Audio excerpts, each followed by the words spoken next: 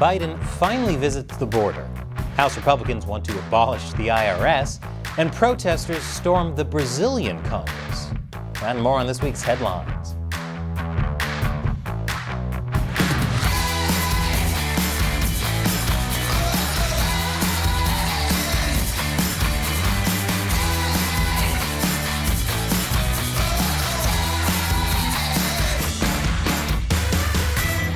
Welcome to America Uncovered. I'm Chris Chappell. Let's start off the episode with some good news. According to a report from the United Nations, the hole in the ozone layer over Antarctica is slowly healing and will be fully closed by 2066. This is 35 years after every country in the UN agreed to stop producing chemicals that eat away at the ozone. And while it wasn't mentioned, I assume something else that ate away at the ozone layer was the sound of Gilbert Gottfried's voice. Rest in peace. The World Meteorological Organization Secretary General said ozone action sets a precedent for climate action. Our success in phasing out ozone-eating chemicals shows us what can and must be done as a matter of urgency to transition away from fossil fuels, reduce greenhouse gases, and so limit temperature increase. While this is a nice sentiment, I'm not sure how much it will encourage everyone to move away from fossil fuels. Specifically, Ohio Governor Mike DeWine, who signed a bill requiring state parks to accept leases meeting certain criteria from oil and gas drillers, and redefined natural gas as green energy. And I know what you're thinking. That's brilliant. Everyone's saying we need to use more green energy, so why don't we just change the definition of green energy? I'm pretty sure that's the same logic used when they started calling this stuff potato salad. Nutritionists keep saying we all needed to eat more salad. Well, just call anything you throw some mayo on a salad. All of a sudden, this ham and macaroni becomes a healthy treat. Speaking of things that have a changing definition, the border crisis. AKA, what border crisis? President Biden visited the U.S.-Mexico border in El Paso this week. It was his first visit to the southern border since taking office. Biden has been repeatedly criticized by Republicans for neglecting the southern border. And when something is neglected, it can grow and become a huge problem. And you'd think Joe Biden, of all people, would know that. And his son Hunter isn't the only thing Joe neglected. Classified documents during Joe's time as vice president were discovered in his former think tank office. And upon a search, even more classified documents were found. Classified documents are supposed to be securely stored in the National Archives when an official's time in office comes to a close. Biden said, "I was surprised to learn there were any government records that were taken there to that office." Oh, so he just didn't know about it. Boy, it would be pretty embarrassing if he called someone else's mishandling of classified documents irresponsible. Now, this is different from the situation with Trump and the classified documents he kept at Mar-a-Lago. Trump knew he had those and was asked to secure them more properly before the FBI raided his residence. Biden is working with officials now to resolve this. However, it's still an issue, as Representative Adam Schiff pointed out, that Trump knowingly put national security at risk by improperly securing classified documents. So does this mean Biden unknowingly put national security at risk? I'm honestly not sure which is worse. After the second group of documents was discovered in Biden's Delaware home, Attorney General Merrick Garland appointed a special counsel to investigate the situation. Maybe this proves we should stop voting for candidates who are in their 70s.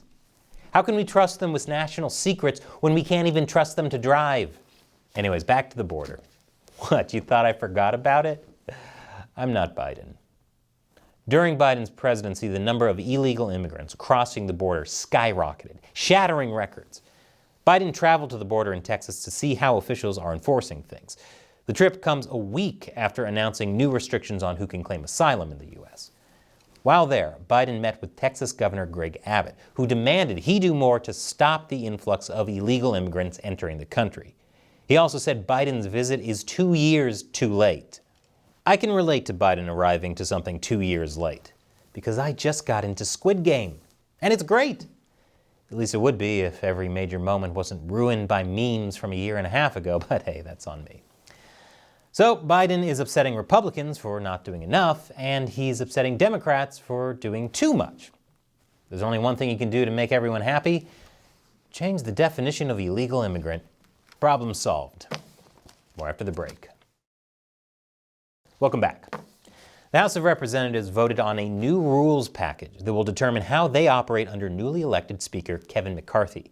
And yes, they only needed to vote on this once. Thank goodness. I don't know if I could handle watching 15 elections in a row again. I haven't been that depressed hearing hundreds of names read out since I visited the Vietnam Memorial. There are several new rules in this package, including hurdles to congressional spending, which was a major sticking point for the Republicans who voted against McCarthy. There's also a new rule that allows a single lawmaker to call for McCarthy's removal. So, to recap, to gain the votes he needed to become Speaker after 14 consecutive failed elections, McCarthy cut a deal with more right-leaning members of his party to give them more of a say in legislating. This concerned the more centrist Republicans, as the deal McCarthy made was rushed and not very transparent. And of course, the Democrats are equally, if not more, worried about it. And now it only takes one lawmaker to call for his removal. For being one of the most powerful men in America, McCarthy sure is very powerful, which I guess is the point. While the House of Representatives is a mess, this is good news for Joe Biden. As unpopular as he is, all he has to do is remind everyone the line of succession is Kamala Harris, then Kevin McCarthy. Now he doesn't seem like the worst choice all of a sudden, does he? But McCarthy was able to fulfill one of his goals as his first act as Speaker. The House voted to repeal 90% of the $80 billion boost the IRS was set to receive in funding. So the IRS thought it was going to get a bunch of money, but the government wants to snatch most of it away from them before they can do anything with it. Wow, I guess karma is real. It had been announced that the IRS had planned to hire 87,000 new employees with these funds. Republicans claimed these would all be agents, and by slashing the IRS's funding, it would prevent the agency from conducting new audits on middle and lower class Americans. The IRS does tend to target these groups since they don't have the resources to fight them off or find tax loopholes like millionaires do. However, these 87,000 new employees wouldn't all be agents. Most would work in administration and customer service. With less funding, I'm worried the IRS would try to find more revenue by conducting even more new audits on middle and lower class Americans. As if that wasn't enough, House Republicans will vote on a bill that would eliminate the IRS altogether and replace the national income tax with a national consumption tax. However, neither bill is likely to go anywhere as they don't have enough votes to be passed in the Senate, which is controlled by Democrats. So all of this is mostly just an empty symbolic gesture. But at least it's an empty symbolic gesture they'll only vote once on. Speaking of disasters, California. And for once, I don't mean some horrible law they passed. The biggest storm to hit California in almost 20 years caused severe flooding, mudslides, and landslides in areas, leading to over a dozen deaths, forced evacuations of hundreds of homes, and left hundreds of thousands without electricity.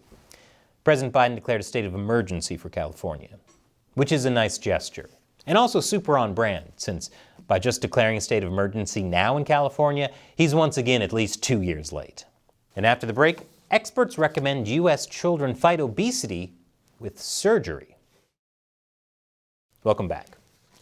The American Academy of Pediatrics released their first guidelines on childhood obesity in 15 years. In it, they encourage treating obesity early, including using anti-obesity drugs for kids as young as 12 and weight loss surgery for kids as young as 13. A co-author of the new guidance said, "Waiting doesn't work. What we see is a continuation of weight gain and the likelihood that they'll have obesity in adulthood." The guidance also notes that obesity can be affected by genetics and hormones and should be seen as a biological disease and not a lifestyle issue. Which makes sense. After all, I recently gained some weight despite leading a perfectly healthy lifestyle, where I eat lots of salads. Speaking of America, Brazil. If that doesn't make sense to you, it will in a minute. A group of supporters of Brazil's former right-leaning president, Jair Bolsonaro, stormed government buildings, including the Brazilian Congress and Presidential Palace. This was after Bolsonaro contested the results of the presidential election he lost in October to new President Lula da Silva, who began his term on January 1st. Bolsonaro supporters stormed these government buildings after refusing to accept the results of the election. Gee, why does all this sound so familiar? If you're thinking it's because it sounds just like a South American reboot of the January 6th Capitol riot, You'd be completely wrong. This happened on January 8th. It's totally different. I can relate to arriving to something 2 days late, though, because the story would have been more topical if I covered it earlier this week. Unfortunately, I take my time to make sure I have all the facts before sharing. Take note, YouTube commenters. The similarities to the January 6th protest were hard to ignore, especially since these Brazilian protesters also had their own shaman. Though I think this was more well thought out than the Capitol protests, mainly from food vendors. Someone started selling cotton candy in the middle of the chaos. You know how some people think Antifa was secretly behind the January 6th riot? I think Big Candy was behind this one. Wouldn't it be sweet to take back the government? You know what else is sweet? Cotton candy. 1 for $10 or 2 for $20.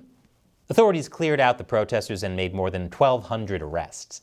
The protesters initially cheered when soldiers arrived, thinking they were going to join them. They were arrested instead.